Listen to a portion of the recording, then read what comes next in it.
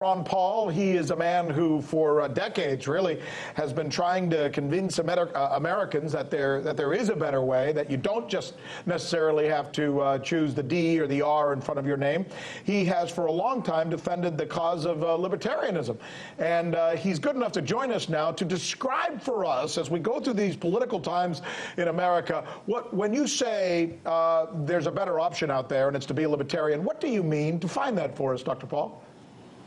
Well, people ask me that a whole lot, especially when I talk on the college campuses. I said, well, if you don't know where to start, just start with our Constitution, because our Constitution is pretty clear. They were talking about a government designed to protect liberty, not to run the economy, not to tell people how to live, and not to police the world.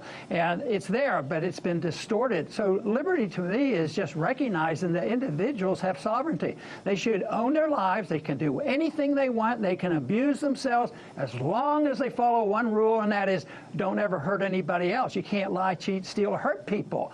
And that means it's a risky world for some people because they won't know how to take care of themselves. And yet, when I talk on the campuses, most young people like the idea of it, especially I say, you know, if you get a job, you don't pay income tax in a system like this. But it's the design to make the responsibility on the individuals. And right now, I think it should be very easy to make this case, because the other side, which has been the last 100 years, Republicans and Democrats, have followed the course of interventionism, welfareism, and warfareism. And they claim, oh, wars will give us peace and prosperity. Yeah, we need to do that. But I don't argue that. It just causes spending money. And that, of course, is why you have a Federal Reserve to print up the money, because you can't get that money to run the war welfare state out of the pockets of the average American. And, you know, it's interesting because you mentioned that about the Republicans and the Democrats. It seems like today in America, those two parties, you could accuse them of doing the same thing. I could show you how Republicans today in America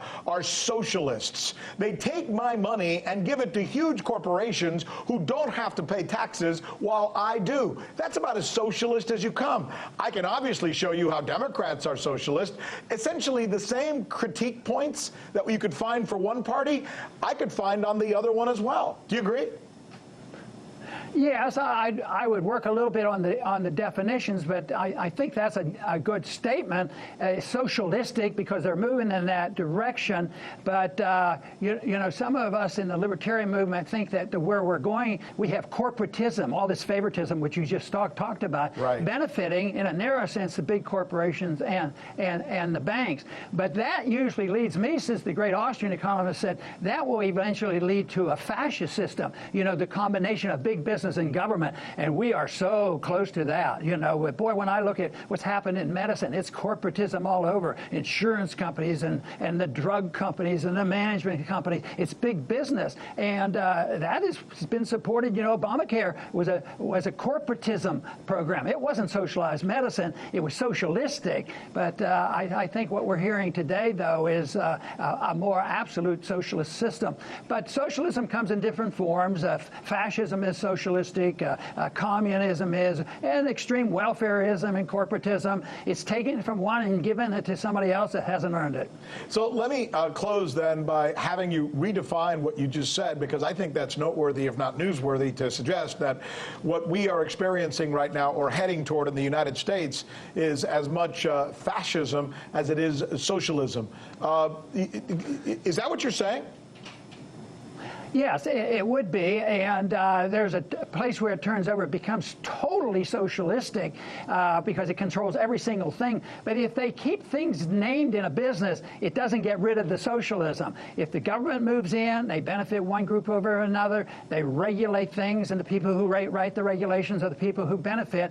That gets bad, and then obviously it's not very productive, and then it collapses, and the weaker it gets is what we're having now. And like we were talking a minute ago, you know, the economy is pretty weak. That means to keep it together, they have to have a much stronger central government. And then all of a sudden, they want to regulate people's personal habits. They want to regulate total economy for the benefit of the special interests. And that's where we are. We're moving quickly in that direction because this is not maintained in a voluntary system. Libertarianism and free market is a voluntarism that settles the problems imperfectly, but a lot better than turning it over to the bureaucrats bureaucrats and the politicians and the business people who have run roughshod over us. Ron Paul, nobody does it like you. Thank you for your passion. Thank you for what you know and for teaching us that.